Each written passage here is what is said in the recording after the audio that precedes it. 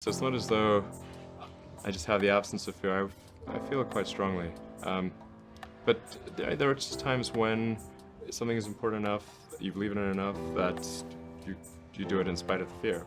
Profit just means that people are paying you more for whatever you're doing than you're spending to create it.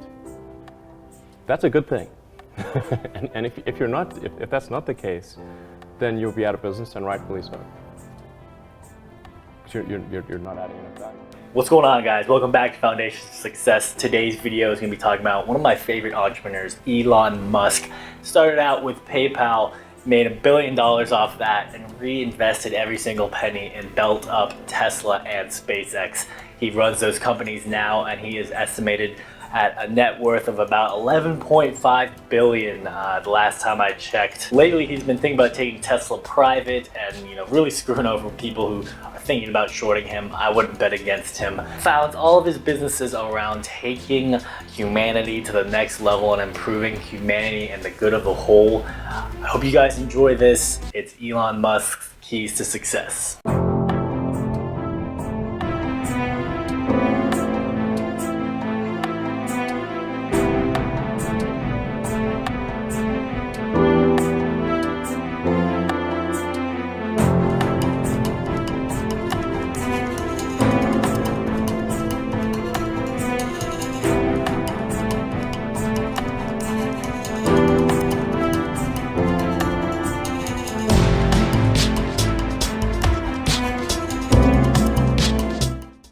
One thing I really like about you is you are unusually fearless and willing to go in the face of other people telling you something is crazy. And I know a lot of pretty crazy people, you still stand out. Where does that come from, or how do you think about making a decision when everyone tells you this is a crazy idea? Or where do you get the internal strength to do that? Well, first of all, I'd say I actually think I feel fear quite strongly. So it's not as though I just have the absence of fear. I feel it quite strongly.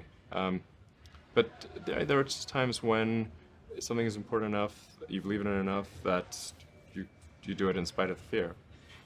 So speaking of important things, like people shouldn't think people shouldn't think, well, I feel fear about this and therefore I shouldn't do it. It's normal to feel fear. Like you'd have to do something mentally wrong if you didn't feel fear. So you just feel it and let the importance of it drive you to do it anyway. Yeah, actually, something that can be helpful is fatalism, to some degree.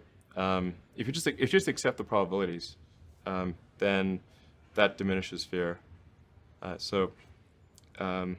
starting SpaceX, I thought the odds of success were less than 10%, and I just accepted that actually probably I would just lose everything. But that maybe would make some progress if we could just move the ball forward. Even if we died, maybe some other company could pick up the baton and keep moving it forward, so that would still do some good. Yeah, same with Tesla. I thought the odds of a car company succeeding were extremely low. Yeah, but I would definitely advise people who are starting a company to expect a long period of quite high difficulty. Yeah. But I mean, as long as people stay super focused on creating the absolute best product or service that really delights their end customer, if they stay focused on that, then if you get it such that your customers want you to succeed, then you probably will. All right. You have to focus on the customer and delivering for them. Yeah. Make sure if your customers love you, your odds of success are dramatically higher. Yeah. Focused on the short term and money coming in when creating a company, because otherwise the company will die.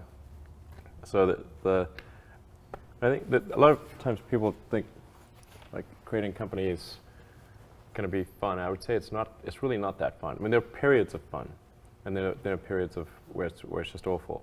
And particularly if you're the CEO of the company, you actually have a distillation of all the worst problems in the company.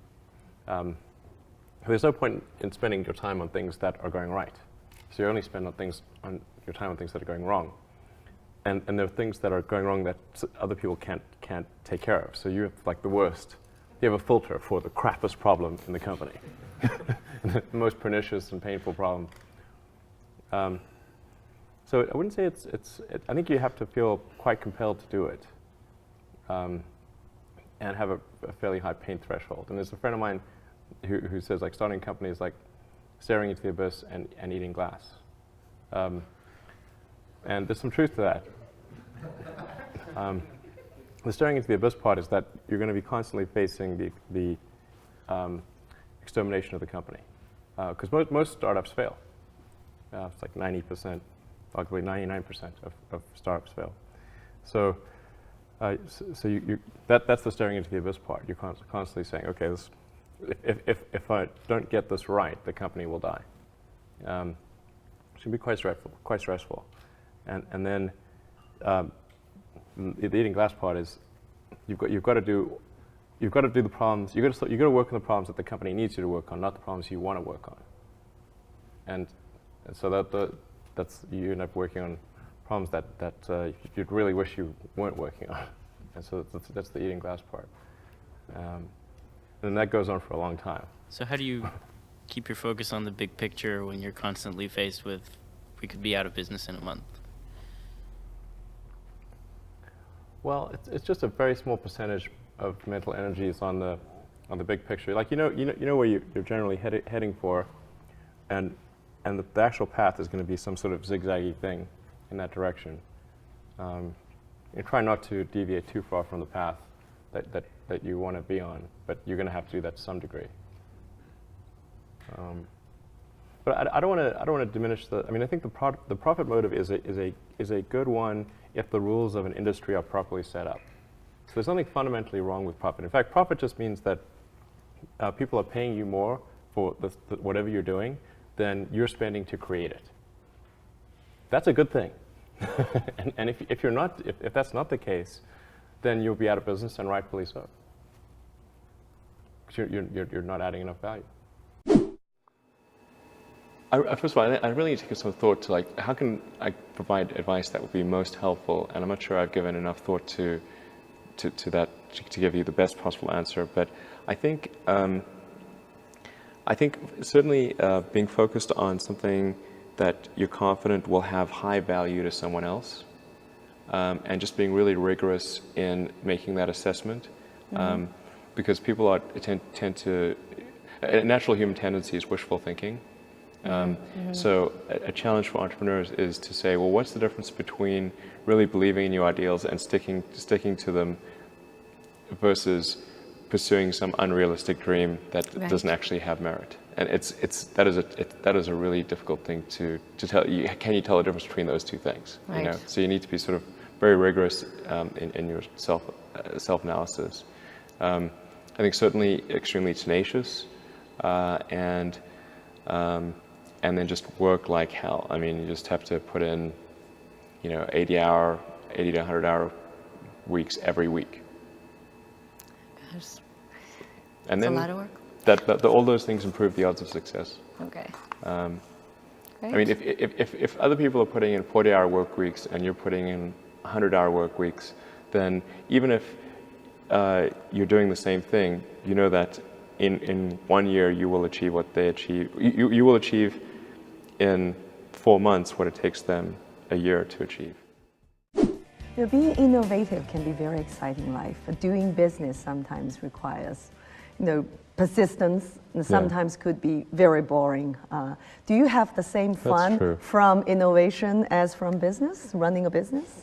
Well, I mean, or would I guess, you rather to be just an innovator, engineer, instead of a business owner or runner? I mean, I'd love to just do innovation and just do engineering.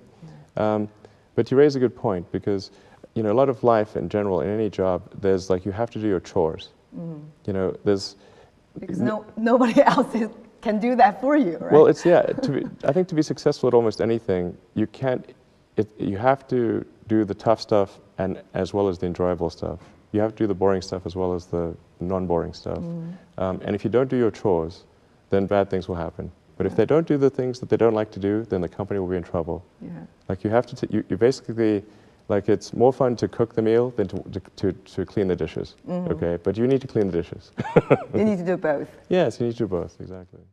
All right, guys, and don't forget to leave your favorite quotes in the comments below so you could help inspire others to take action and get inspired as well, because that's what it's all about. That's what I've made my business around, is helping others reach their peak performance. So I hope you guys enjoy.